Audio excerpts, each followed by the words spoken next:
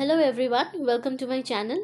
आज हम पढ़ने वाले हैं legislative relations between the union and the state.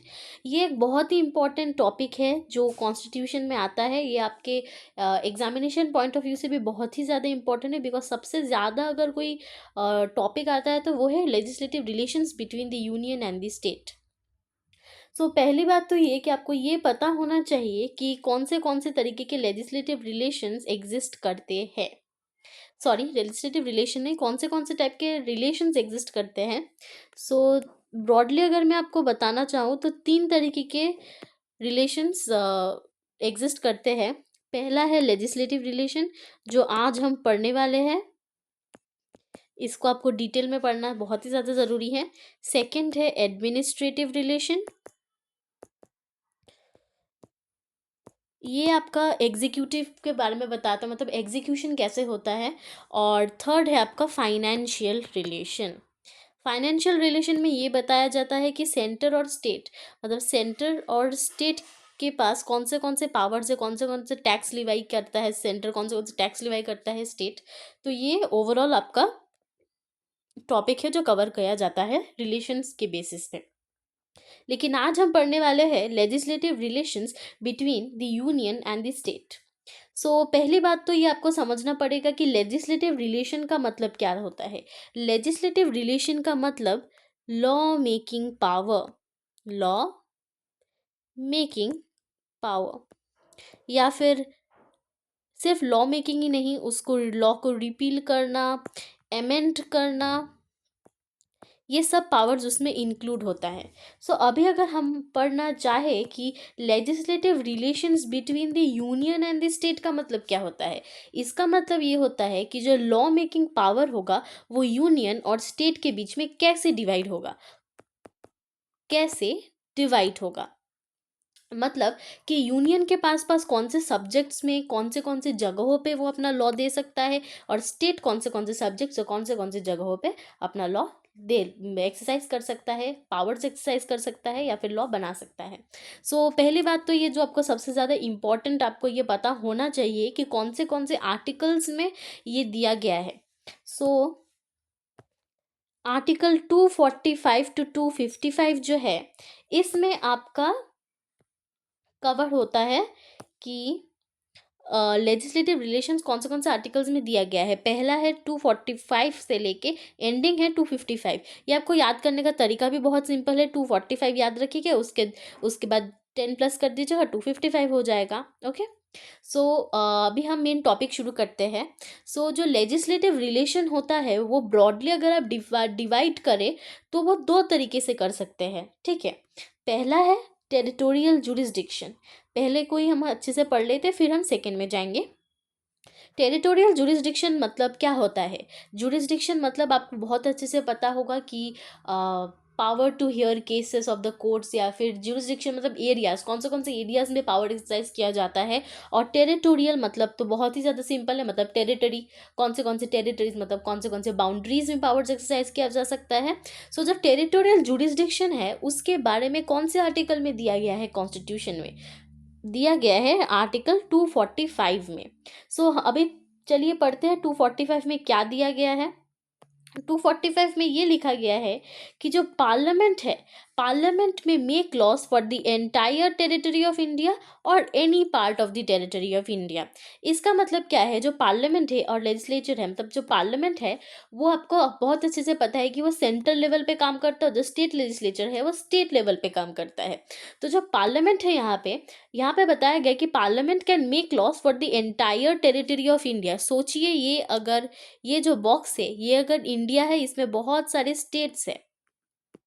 For example, ये आपके समझने के लिए है, बहुत सारे स्टेट्स है, जो पार्लियामेंट है वो कहाँ पे अपना लॉज बना सकता है टेरिटरी के according, with respect to territory for entire territory of India. मतलब ये पूरे टेरिटरी के लिए भी बना सकता है, या फिर any part of the territory of India. मतलब ये सेंट्रल लेवल पर काम करता है, तो इसके पावर्स ऑब्वियसली स्टेट लेजिस्लेचर से ज़्यादा होंगे।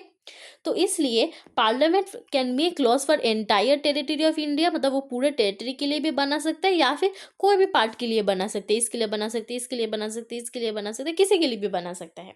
लेकिन जो स्टेट लेजिस्लेचर होगा, ही the state legislature can make laws for the territory of that state. मतलब सोचिए कि ये इंडिया है और इसमें स्टेट्स है। सोचिए ये वेस्ट बंगाल है, महाराष्ट्र है, मध्य प्रदेश है। ओके, सो यहाँ पे जो स्टेट्स है, जो यहाँ पे क्या बोला गया है स्टेट लेजिस्लेचर में, कि state legislature can make laws for the territory of that state. मतलब सोचिए अगर वेस्ट बंगाल है तो वेस्ट बंगाल में जो लॉज बनाया जाएगा, स्टेट लेजिस्लेचर जो लॉज बनाएगा वेस्ट बंगाल का, वो सिर्फ वेस्ट बंगाल में ही अप्लाई होंगे या फिर एक्सरसाइज किया जाएगा। अगर वो मध्य प्रदेश में हो तो मध्य प्रदेश में ही किया जाएगा, पूरा टेरिटरी के लिए नहीं हो पाएगा स्टेट लेजिस्लेचर। लेकिन जो पार्लियामेंट है वो फुल टेरिटरी के लिए भी बना सकता है या फिर कोई पार्ट के लिए भी बना सकता है। क्लियर है? सो इसका एक एक्सेप्शंस भी आता है जिसको बोलते हैं एक्स्ट्रा टेरिटोरियल ऑपरेशन, जो कि दिया गया है आपका आर्टिकल 245 क्लॉज 2 में। आर्टिकल 245 क्लॉज 2 ये कहता है कि no law made by parliament is invalid on the ground that it would have an extra territorial operation और takes effect outside the territory of India. अभी तक हमने जनरल रूल क्या पढ़ा अभी, कि जो पार्लियामेंट है वो एंटायर टेरिटरी के लिए बना सकता है या फिर टेरिटरी में ही जो पार्ट्स होते हैं उनमें बना सकता है। अब एक्स्ट्रा टेरिटोरियल मतलब क्या है, जो टेरिटरी है उसके भी बाहर एक्स्ट्रा। ठीक है, एक्स्ट्रा टेरिटोरियल ऑपरेशन मतलब ये है कि कोई भी लॉ अगर पार्लियामेंट बनाए जिसका एक एक्स्ट्रा टेरिटोरियल ऑपरेशन है, मतलब जो ये जो टेरिटरी है उसके बाहर भी अप्लाई हो पा रहा है, मतलब बाहर के कंट्रीज में भी अप्लाई होता है, तो उसको हम इनवैलिड नहीं कह सकते, उसको हमें वैलिड ही कहना होगा।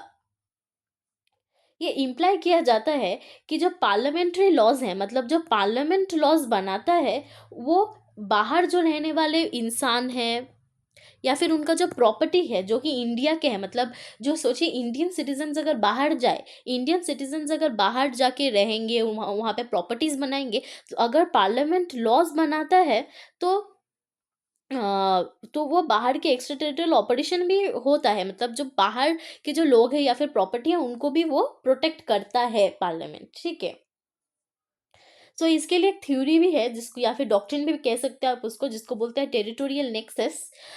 तो वो मैं आपको वीडियो के एंड में बता रही हूँ। सो अभी हम डायरेक्टली चले जाते हैं सेकेंड मोड ऑफ या फिर second mode of legislative powers division.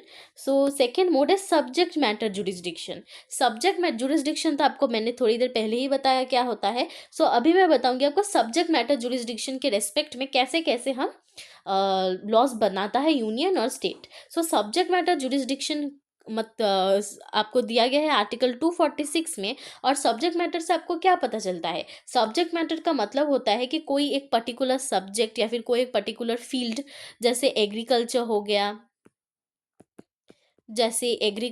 गया, एडुकेशन हो गया, ये एक बहुत ही इंपॉर्टेंट फील्ड्स है। सो सब्जेक्ट मैटर के रेस्पेक्ट में हम देखिए सिर्फ टेरिटरी के लिए बता देने से तो और काम खत्म नहीं हो जाता, उनको और डिटेल में बताना पड़ेगा कि सेंटर कौन से सब्जेक्ट्स में लॉ बनाएगा और यूनियन स्टेट कौन से सब्जेक्ट्स में लॉ बना सकता है। सो सब्जेक्ट मैटर के रेस्पेक्ट में आपका दिया गया है आर्टिकल 246 और 7 स्केड्यूल में। 7 स्केड्यूल बहुत ही ज़्यादा इंपॉर्टेंट है।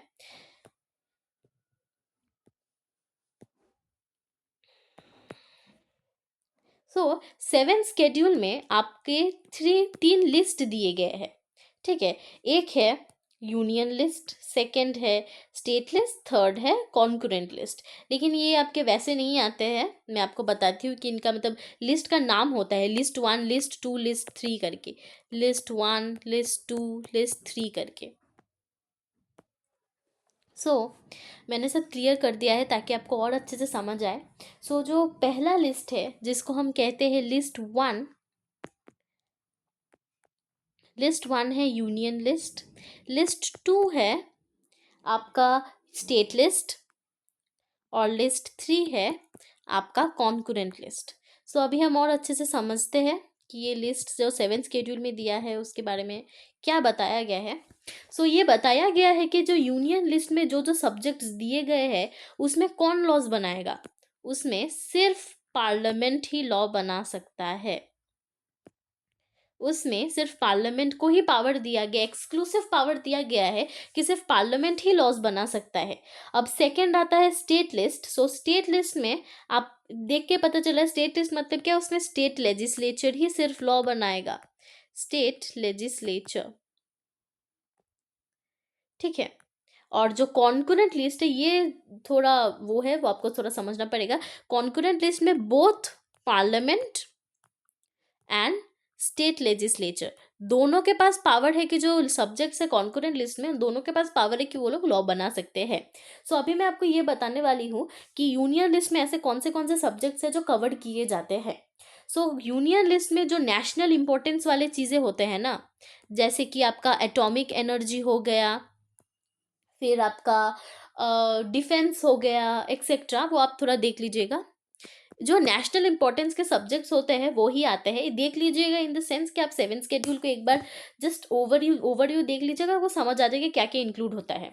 जो स्टेट लिस्ट है उसमें लोकल या फिर रीजनल इंपॉर्टेंस के जो सब्जेक्ट्स हैं वो कवर किया जाता है, जैसे ट्रांसपोर्टेशन, मैन्युफैक्चरिंग, पुलिस, एग्रीकल्चर, ये सब होता है। ओके, सो कॉन्करेंट लिस्ट में आपका वैसे वैसे सब मतलब सब्जेक्ट जिसमें पार्लियामेंट और स्टेट लेजिस्लेचर दोनों ही बना सकते हैं।